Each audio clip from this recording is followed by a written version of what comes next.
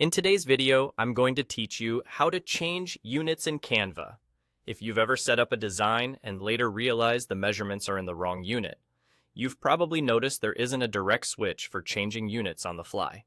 The good news is, there's a simple workaround that keeps your workflow smooth and your measurements accurate. We'll walk through it together so you can quickly move between pixels, inches, millimeters, or centimeters, depending on your project's needs. Start by opening the project you want to adjust.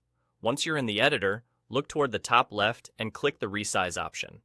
This brings up a panel where you can see your current dimensions and, importantly, the unit that's being used. Right there, you'll spot a drop-down that shows your current unit. Click it, and then choose the unit you want to work with going forward. This is especially helpful if you designed something for screen in pixels, but now need precise print dimensions in inches or millimeters, or the other way around. After you've selected the new unit, choose Copy and Resize. This creates a duplicate of your design with the updated unit applied, while keeping your original version untouched. That way, you preserve your starting point and have a safe backup to return to if you change your mind or want to compare.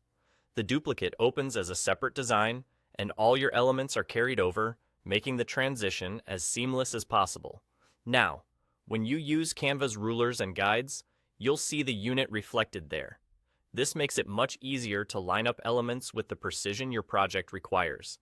If you're working on digital graphics, pixels are typically best. For anything headed to print, inches, millimeters, or centimeters make it easier to communicate exact sizes.